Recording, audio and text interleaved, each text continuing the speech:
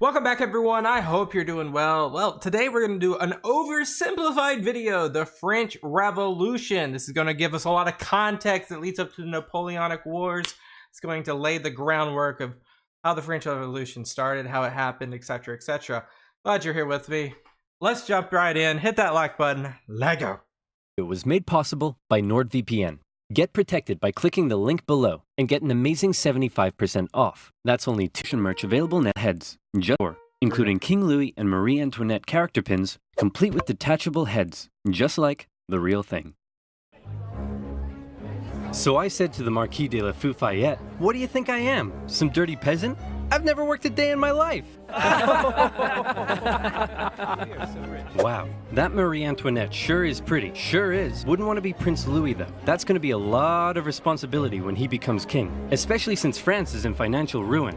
Quite. Thank you one and all for attending the royal marriage of my grandson, the future King of France, to the Archduchess of Austria. Now for the very awkward yet historically accurate part of the ceremony, where we all watch them get into bed together. Yeah, that's kind of weird, isn't it?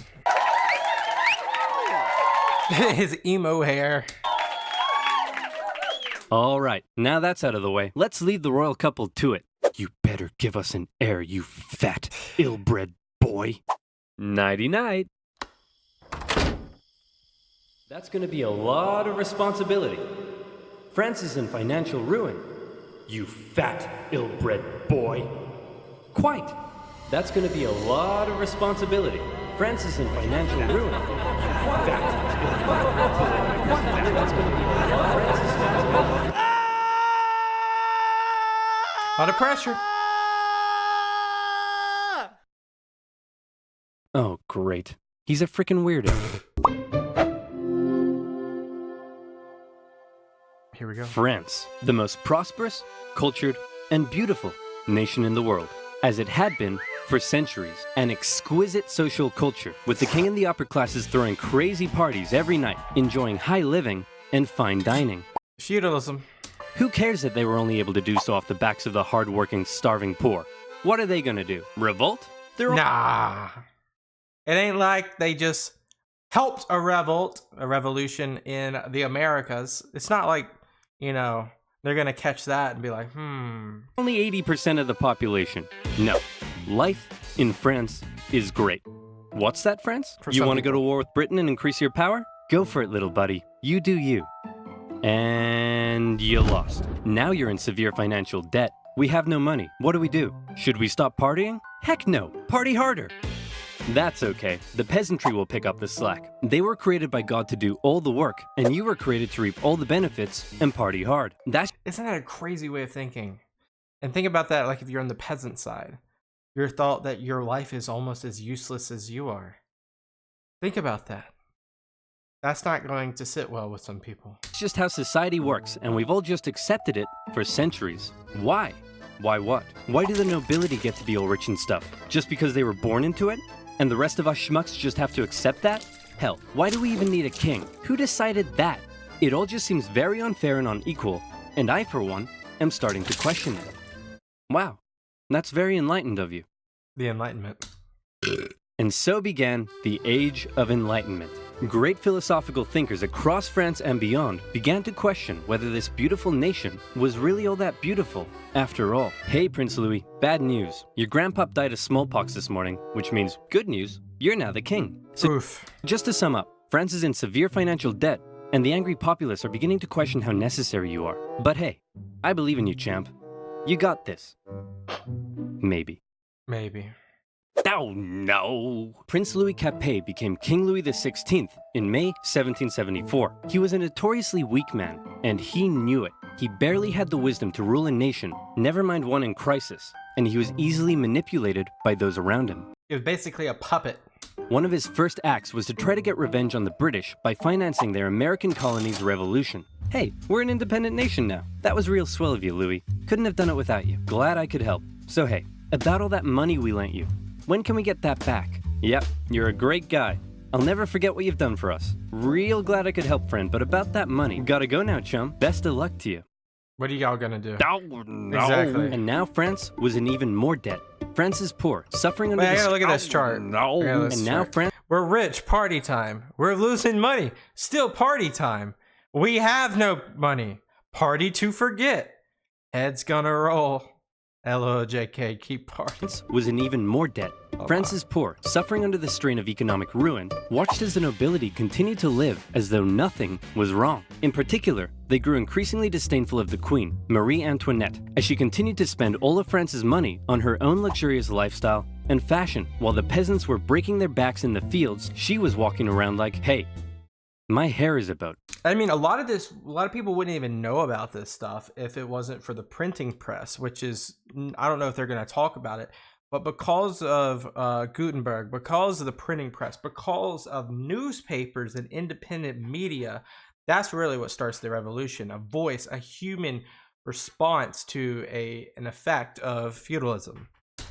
I'm not making that up. Her hair really was about. Yep. And her lavish spending earned her the nickname Madame Deficit. And speaking of the Queen, there was also a long-standing scandal around the fact that the king took a very long time to boink her, and the working classes of Paris began ridiculing the royal couple with lewd pamphlets depicting the Queen as a court thought, and the king as a wuss, unable to fulfill his marital duty. Big Respect oof. for the monarchy was at an all-time Love and respect, beat Killer Mike. RESPECT. A little respect.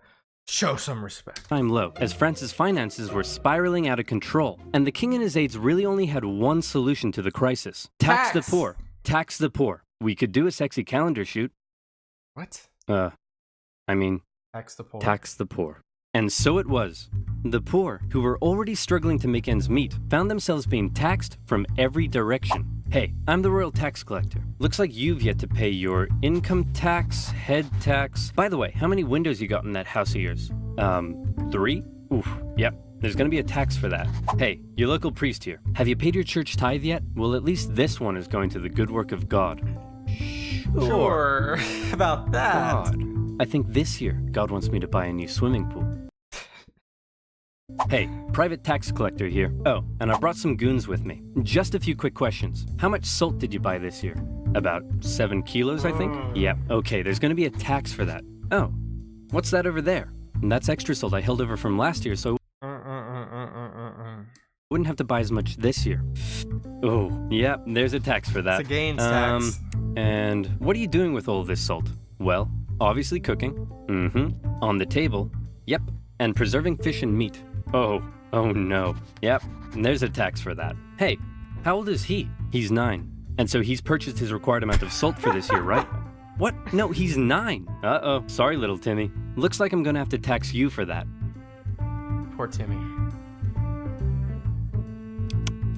Salty. Yep, salty. There's gonna be a tax for that. And that's not all. A huge portion of the peasants' harvest had to be given up. And there was also the labor tax, where peasants were required to work a certain number of days for their local lord without pay. Obviously, people weren't too happy with these taxation policies, and the aggressive nature of these private It's like indentured servitude almost. tax farmers sometimes even escalated to violence. In particular, though, the people really hated how inconsistent the taxation rules were across the nation, and also the fact that the first 2 estates often had to pay very little, if any tax at all. And so, the anger continued to grow. France had a population that was just about ready to explode. What could push them over the edge? How about a touch of natural disaster? A series of harsh summers and winters left the peasants' harvests in ruin, meaning they had no food or money, and the cost of bread skyrocketed. Of course, the upper classes had massive stocks of grain and wheat, so they were virtually untouched by this new crisis. But now the poor really were starving, and they began to riot. Women took to the streets, bakeries were raided, and bakers suspected of keeping bread for themselves were sometimes even hanged. Wow, this is really getting out of control. Your Majesty, we need some decisive action. You need to step up and lead us. What will you do? Okay, I've got this. I know. I'll summon the Estates General, and they'll decide what to do. You really are a fat, ill-bred boy. Dang. The Estates General was the closest thing France had to a government, apart from the king. It was a purely advisory body, and was rarely summoned. In fact, it hadn't been summoned for 175 years. What? That's a total monarchy. I didn't know it was a total monarchy. Insane. Prior to this. But with France in a severe crisis, the king felt the time was right to call on the government to help. The Estates General was made up of representatives from the 3 estates, that is, the clergy, the nobility, and everybody else. Okay, thanks for coming everyone. The first order of business is regarding the clergy and nobility. You all get brand new Porsches. You get a Porsche, and you get a Porsche, and you get a Porsche. Everybody gets a Porsche. And now into the second order of business. France is completely out of money. Like, it's never been this bad before. Anyone got any ideas? How about we all get Lamborghinis next time? The king decided that in order to make a decision, they had to come up with a voting system. Okay, the clergy. You have a population of 130,000, so you'll get 1 vote. The nobility. You have a population of 350,000, so you'll also get 1 vote. And the third estate. You have a population of 27 million people and make up 98% of the population. Very impressive. You'll get 1 vote. The third estate were obviously pretty unhappy with this system because they kept on finding that this would happen. We propose to raise taxes on the third estate. All in favor? All opposed? 2 to 1. Taxes will be raised on the third estate. We propose a motion that says the first 2 estates are a bunch of poo-poo heads. All in favor? All opposed? 2 to 1. It's official. We are not poo-poo heads. The third estate realized that any attempt at reform would be outvoted by the 2 upper estates, and they thought that was kind of lame. So it's called cronyism in its finest right here. They decided that since they were 98% of the population, they could go off to form their own government, make their own laws, and take over the running of the country. And so, the National Assembly was born. The third estate was now in control, and there was nothing the king could do to stop. Haha! I've locked you all out of your building. What are you going to do about it? We'll probably go find a different building that isn't locked. Think about that one, No! man. The National Assembly did find another unlocked building, just down the road, an indoor tennis court. Where on the 20th of June 1789, they all took the tennis court oath, pledging to continue meeting until the king finally gave in to their demands for more equality and economic reform. This new National Assembly included many of the most educated members of the Third Estate, including 2 young lawyers by the names of Maximilien Robespierre and Georges Danton. Some members of the first 2 estates even joined their cause. Some of these men formed a radical new political party called the Jacobin Club and quickly became leading figures. While many members of the Third Estate simply wanted more equality, a growing number in this Jacobin faction would begin calling for something even crazier: the removal of the king entirely. And this is where fear began to take hold. With such a volatile situation developing, everyone was afraid of something. The king feared his position was under threat, and he called in the military to take position around Paris. The Third Estate heard rumor of the gathering military force, and they feared the king was planning to round them up and arrest them. Maybe he'd even execute them. It also didn't help that the king had just dismissed France's popular finance minister, who had been trying to make reforms himself. It seemed the king was done negotiating. Fear, left unchecked, often boils over into anger, and anger detonates with violence. The angry people of Paris, after centuries of cruel inequality, harsh oppression, even starvation, fearful of having their new movement for reform demolished so soon, decided that it was now or never to take action. Screw reform. They decided they'd do one better. How about revolution? The people of Paris, believing the French military was preparing to attack, decided they should arm themselves. The National Assembly announced the creation of a bourgeois militia, the National Guard, and immediately, many troops from the French military defected over to the revolutionary side. In the early hours of July 14th, 1789, a large crowd stormed and raided the Hôtel des Invalides, a military hospital where they were able to secure a large number of rifles. Yeah, that's all it takes. The bad news was they weren't able to find any gunpowder for their new weapons. The good news was they knew exactly where to get some. Bastille. A prison fortress and a symbol of royal tyranny towering over Paris, the Bastille. Mid-morning, the crowd gathered around the Bastille and demanded that the man in charge, Governor Delaunay, surrender the prison and hand over the gunpowder. Obviously, Governor Delaunay was like, no way. So he stalled for time by inviting a few members of the crowd in for negotiations. The crowd, still waiting outside, quickly became impatient, and before long, they stormed the fortress, taking on the French troops inside. Your Majesty, we've received word that the people have surrounded the Bastille. Governor Delaunay will hold them off. No need to worry. Actually, Your Majesty, it appears the crowd is now headed away from the Bastille. You see? What did I tell you? Clearly Governor Delaunay has defeated them and has them on the run. No need to worry. Your Majesty, isn't that Governor Delaunay's head on a pike? Oh my god. Well, Did that actually happen? Jeez. clearly Not the fact that they stormed the Bastille, but that he got piked. Governor Delaunay has taken on the form of a bodiless pikehead deity, and the people are so enamored with him, they're parading him around the city. No need to worry at all. When the National Assembly heard about the violence that had taken place, they had two options. Either one, they denounce it and try to carry on the revolution using peaceful means, or two, they say, damn, you stuck his head on a pike? That's pretty hardcore. And we love it. Incidentally, they went with option number 2. Wow. Some historians believe this reaction paved the way for the utter violence and bloodshed that would become the legacy of the French Revolution. This widespread acceptance of violence during the Revolution is also largely credited to the writings of a certain Jean-Paul Marat. This guy was not a happy fella. A man of science with a horrible skin condition that kept him confined to a bathtub. He began writing a radical newspaper he affectionately named The Friend of the People. Citizens of France, be very afraid. Given the chance, the king and the nobility won't hesitate to massacre us all. The solution is simple. Execute them. Kill every last one of them. Cut off 1,000 heads, and if that's not enough, cut off 1,000 more. Oh, hey Mr. Squeaky, what are you doing down there? You're so cute. Aw, I love you too, Mr. Squeaky. Mwah. Now where was I? Oh yeah. Kill them all. It became one of the most popular publications in Paris. And usually, at this point, that would be an outlawed media source. But media was just beginning to be a thing at this time. The First Amendment of freedom of speech was not so laid out as it is today. During the revolution, and succeeded in spreading ever-increasing fear and anger among the people. In August, leaders of the National Assembly, with help from a certain Thomas Jefferson, adopted the Declaration of the Rights of Man and of the Citizen, an incredible document that guaranteed liberty and equal rights to all men. And when I say men, I mean men.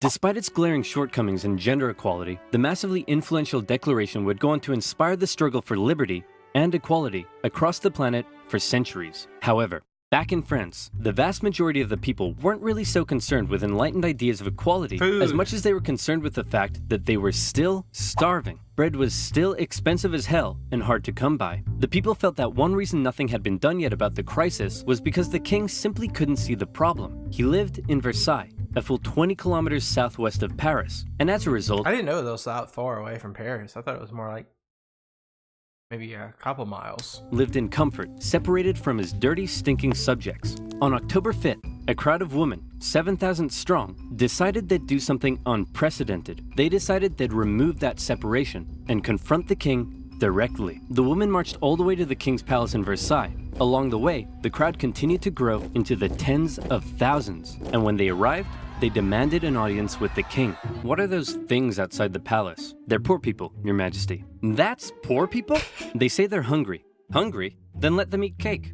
Wow. See, this is the exact BS that led to this whole mess in the first place. You're so out of touch. They're writhing around in the filth, breaking their back to barely scrape by, and they come to you demanding just the basic ability to feed themselves, and you think a slice of cake will sort them out? Well, Two slices. then let them eat Taco Bell Crunchwrap Supreme. There you go. Wow. They're not that desperate. Oh Members my. of the crowd actually managed to break into the palace with the intention of killing the queen, who narrowly escaped through a secret passage in her bedroom. The enraged mob killed several members of the royal guard and raised their heads on pikes, Oh my. which, if you haven't noticed yet, is something they were quite fond of doing. The king had no choice but to come out and talk to the crowd. He agreed to accept his new position, sharing power with the revolutionary government, and to return to Paris with the crowd, removing the separation between king and subject. King Louis had a problem with people constantly raiding his palace, but one thing he didn't have a problem with was people you don't like have Nordviens nor 5 and 5. He helped with hand over sim, and while you're its country's girlfriend, like me, was people Louis had a problem. That's it for part 1, guys. That's insane. The lead up. But I mean, it makes so much sense. Like, it's just a feudalism that just over time it cracked. The foundation of this economy cracked. It's crazy to me that it took 175 years for someone other than the monarch to make a governmental decision. Now I know he has like individuals in charge of, you know, this department and this department, but at the top it was more of an executive one branch of government versus a parliamentary or the Estates General. That thing was more or less a what do you call it? A decoration to the administration versus an actual functional piece of the administration. So that shows that out of touch spending, classes, just the economic and governmental way of doing things for a country that large. It's just not. It's not. It's not a good thing. It's just not, and that's what how revolution happens. Southern Americas saw that with France.